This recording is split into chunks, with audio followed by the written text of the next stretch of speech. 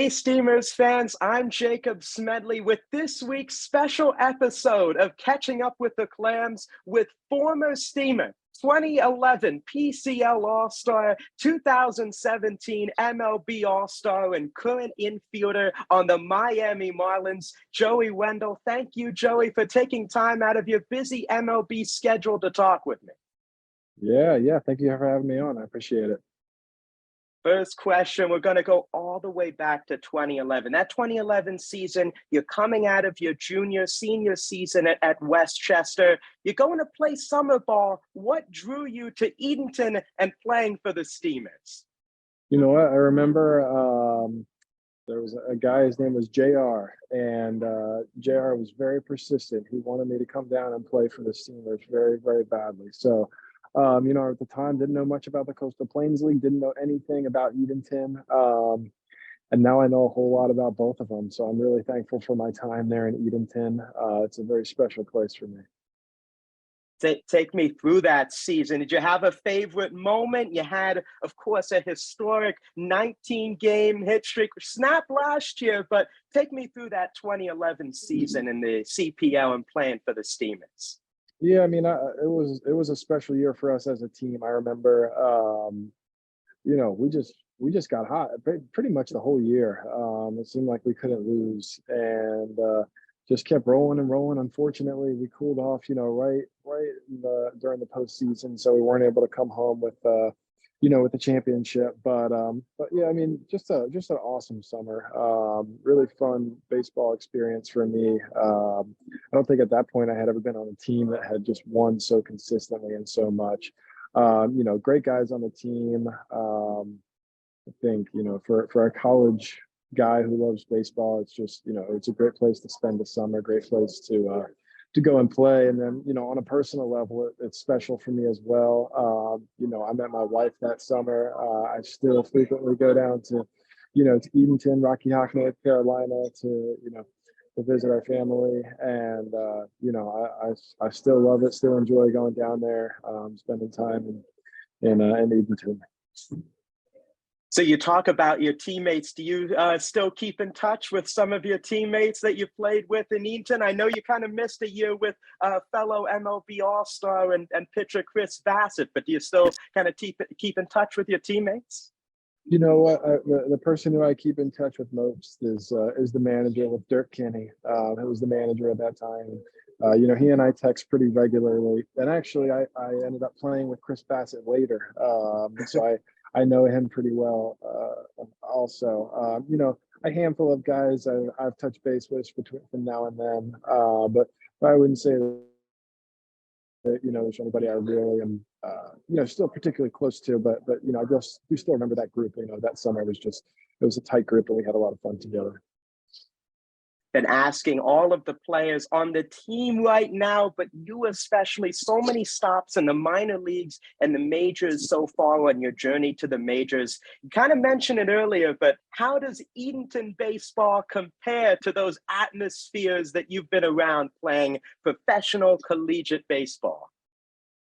Yeah, well, I mean, obviously in Edenton, you don't have 40,000 people, screaming for it. But the experience as a whole, it's so unique. The summer ball in particular, I just love. I love, the idea of staying with a host family.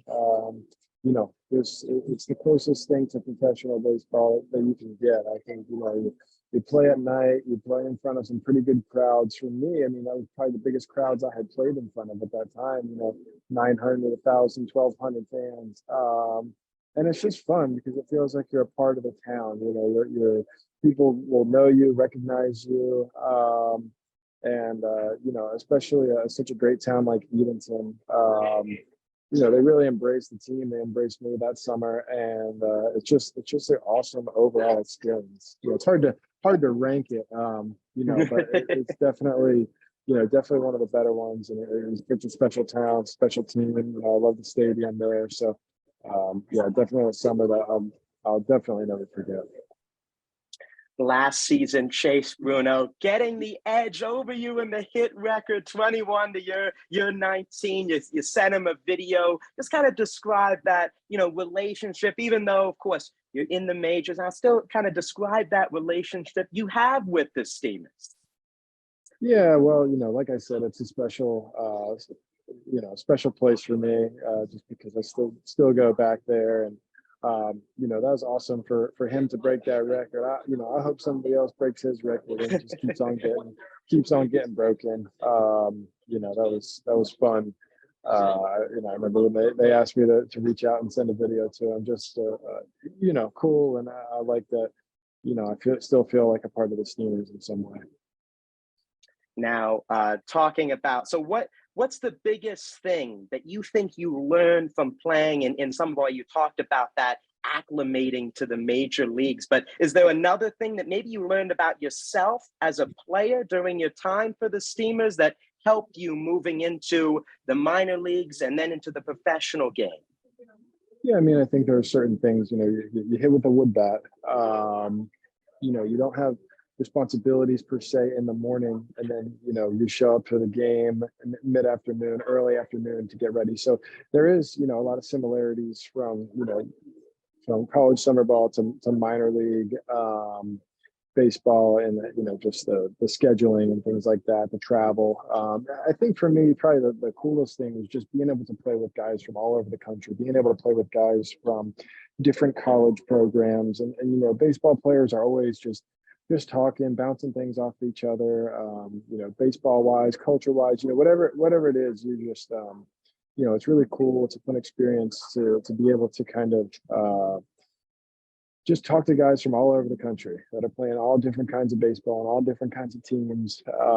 You come together for, 2-3 months, and, you're a team during that time, and then you go back, your separate ways. I just think that's, it's pretty fun and special. And, that's why I said earlier, I love college summer baseball.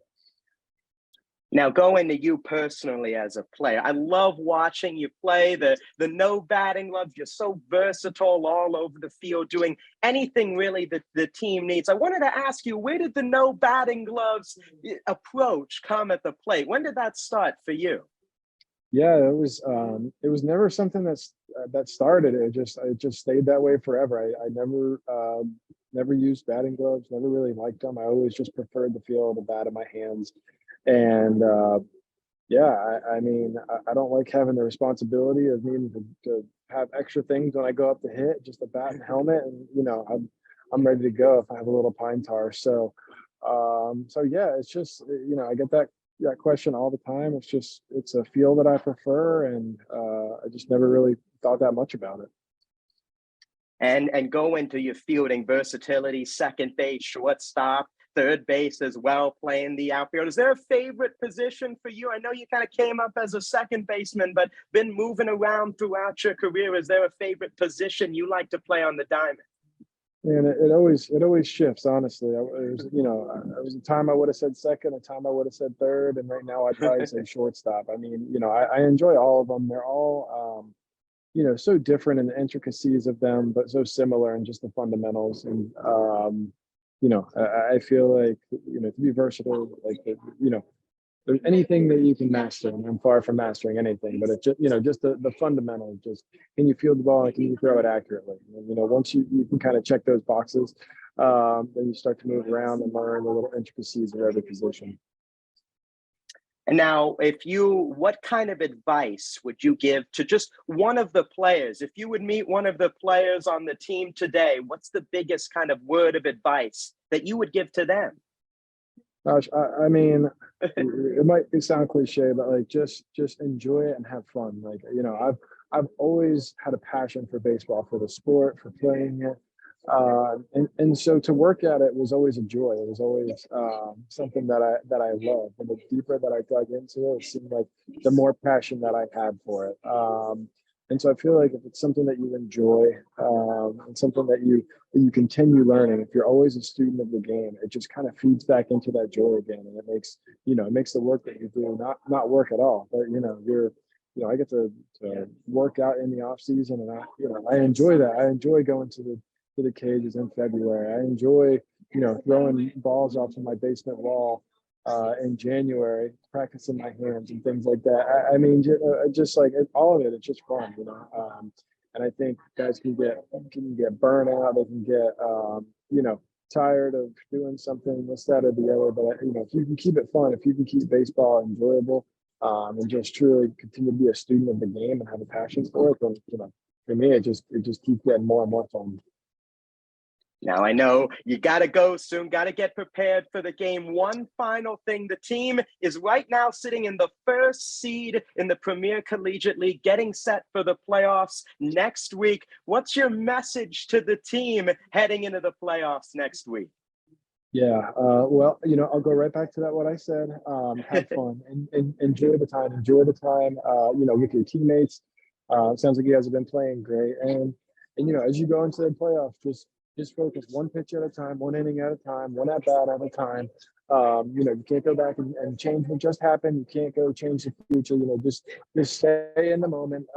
Really stay focused on the task at hand.